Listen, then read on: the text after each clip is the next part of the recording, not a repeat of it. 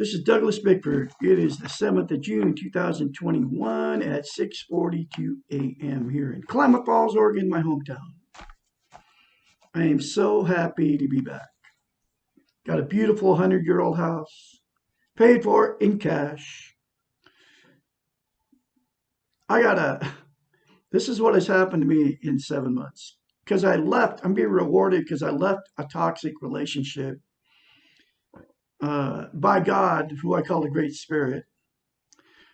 Or if you don't believe God, you can call it goodness, but I believe it's God, okay? And I believe God lives inside of us, okay? Right here. And I know for a fact he lives inside of us. It's not I believe it, I know it, okay? He lives here, okay? And the way to acknowledge that and to recognize that he lives in you is one very simple concept. It came out from a a psychiatrist. She got a doctorate in psychology. Her name's Susanna McMahon, and she came out of the book, The Portable Therapist. When she wrote the book, she said she didn't believe it. She doubted the existence of God. After she wrote the book, she now very strongly believes, and she discovered the one simple concept to contact God is the only way to contact God is internally through you, through us, everyone, because God is living inside of us, okay? And she discovered the one simple concept is, which nobody teaches, just look at yourself in the mirror and say, I love you, and keep saying it over and over again for the rest of your life. That's it. Then get the book, The Portable Therapist, written by her. It's in the link in the description of this video. And it's between $6 and $12. And this book will fix your messed up life, guaranteed. But to connect with God, all you got to do, I kid you not, it works, is look at yourself in the mirror and say, I love you, and keep saying it over and over and over and over and over again. The more you say it, the more you believe it, and the more you feel it.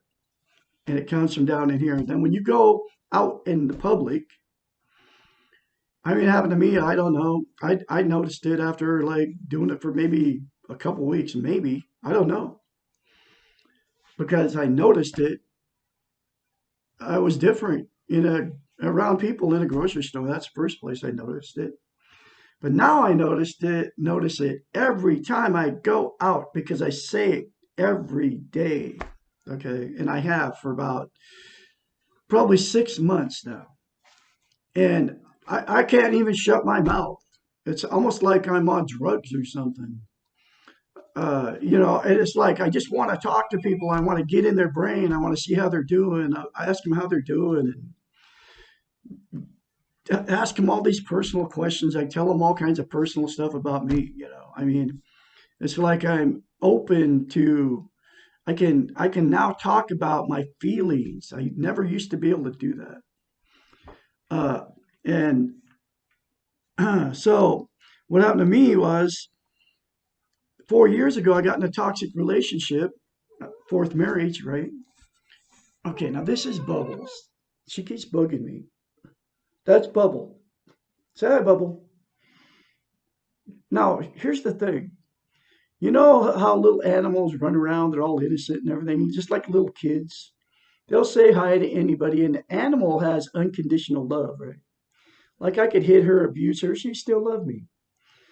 But she's a cat. She's like ornery, But inside of them is the same thing that you can attain inside of you. God lives in them too. Okay? That's why they're so innocent. They don't do anything wrong. That's why everybody loves animals, dogs, all the animals. Doesn't matter what animal it is. The Spirit of God is living in them. They're little gods running around. You can get the same thing as a human being if you just say, I love you in the mirror. That little cat has in her. Is she cute? Are you cute? Are you a cute kid? Are you a little God running around inside you? Does God live inside you? Say yes. Say yes, that God lives inside me. Oh, yeah. That's all true, folks. And you're being taught that God, animals don't have souls. Yeah, they do. We're going to see them again. We're all connected. Anything living is connected, you and me. And the way for you to find that out, and I'll say it again, is say, I love you in the mirror. That's it. Keep saying it. And what I suggest, you don't tell anybody you're doing it because they'll think you're a maniac. They'll think you're lost your marbles. I'll say it right now. I love Douglas Bickford. I'll always add to it. The more you add to it, the more that it will come true. I love Douglas Bickford. I will not live in anxiety. I will not live in anxiety in the future, because that's what anxiety is. Future tripping, they call it. Gives you anxiety. I will not live in the past in guilt, because if you live in the past, you think about all the mistakes you made. But we're all human. We all make errors. So you can't do nothing about it anyway. So why live in it and think about it? And you can't do nothing about the future. I don't even know if I'll be here tomorrow morning. Okay. So why live in anxiety about something that hasn't happened yet? Okay. And so I say that in the mirror. I refuse to live in anxiety. I refuse to live in guilt. Okay. I live right now because that's all I have. This minute, I can't even go back what I just said to you about my cat Bubbles. I can't. Nothing I can do about it. I already said it. And it's all true that God lives in them too. Anyway, so I say all that. And we all have an inner child. And we have to nurture that little inner child. It's a 2-year-old it never grows up past the age of 2. So you got a little 2-year-old controlling your emotions. It's basically your emotions, but it's connected to you, and we all have one. So I always say, I love my inner child. I will never, ever put you in pain again to my inner child. And then I just keep saying positive stuff like, I'm a good father, I'm a good grandfather, I'm a good husband, I'm a very talented musician, I am a very clean person. I will never harm animals. I will never harm another human being. I won't ever judge, criticize, or condemn people anymore. I will never, never, ever harm another person. Okay? Never. That's all the kind of stuff I say. The more you say in the mirror, I'm saying it in the mirror right now. I'm looking at myself. The more you say to yourself in the mirror, the more that it'll come true. It's all true, folks. You know why? Because it's a psychological phenomenon. That's why this woman, Susanna McMahon, discovered the mirror therapy. There's something in it. You cannot lie to yourself in the mirror. So anything you say in the mirror to yourself will come true because you're saying it. The very first time I said it in the mirror, I had to force myself to do it because I had very low self-esteem, and low self-esteem, you get yourself into all kinds of bad stuff, right? Toxic relationships is just one of them. Okay. Once you get self-esteem, self-love, people that you will stand up for yourself if people are trying to manipulate you and control you. Okay. I just had it happen to me 2 days ago. Okay. It's a long story how it all happened, but I won't even go into it. But it was a woman that was living on my property with a guy. I let him and his girlfriend and her son live in an RV on my property, and she was toxic to him, man. I mean, then she tried to get me involved in all her mess. And I just told her same day that all happened. I said, "You got to go." And he kicked her out, and we'll see how it goes. And he knows what she's about. God works in mysterious ways, man. I mean, I got this house because of God. I got self-esteem because of God. I got two trucks and a Miata. Got my Harley I always wanted. I mean, because God is in control and taking me in the right direction. I just turned my house into a nonprofit, okay, which I'm going to hand out free food, hopefully from here. Anyway, to needy people. But anyway, that's how it all works. So I'm going through the book, The Portable Therapist, chapter after chapter. This is chapter 71. Why can't I change my partner? There are two prevalent and destructive illusions that many of us believe when we enter into relationships. Number one, that the person we are with will change by virtue of being with us. It's an illusion. It comes from the television, folks. we will help him or her to change. And two, that the other person will never change at all and remain exactly as he or she is in the beginning. Both of these are illusions because they have no basis in reality. People are continually changing. No one can escape the process of change. However, so that's why you meet somebody, right? And then you fall in love with them. And then you get married, move in together, and then they change, okay? And then you go, whoa, you weren't like that when I married you. What happened, right? That's what that means, okay? And then you end up getting divorced because they weren't the same person that you married, okay? People are continually changing. No one can escape the process of change. Hi, Bubbles. See how cute she is. I just got 5 more cats.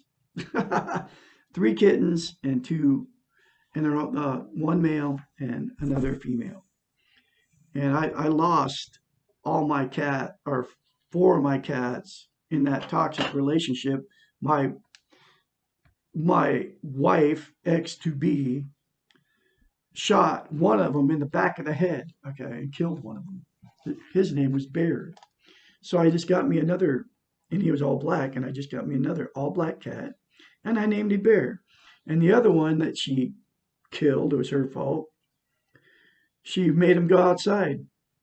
Her name was Sally. She made him go outside at night, and I said, no way.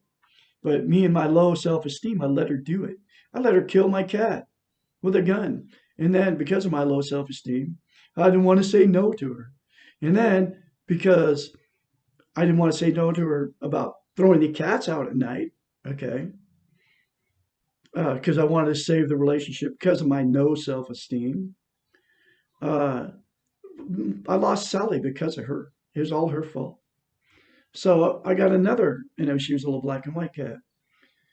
So I got another cat. I replaced her and I named her Sally, and she's a black and white cat.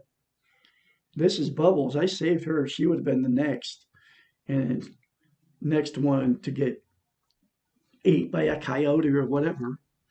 And then I got another one too. His name's Bullseye. She threatened to kill him, and that's what made me leave. Okay.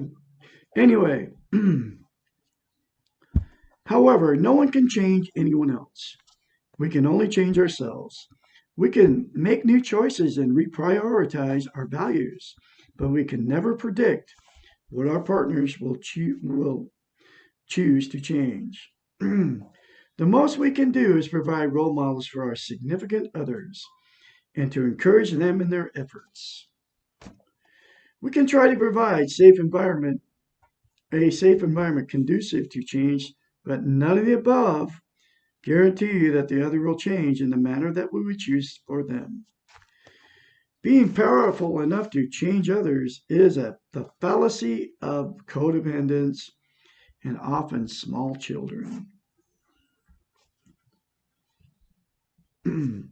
If only I'm good enough, do the right things, push the right buttons, the other will change. People go into relationships thinking they're going to change the other person, like alcoholics. And then they don't change.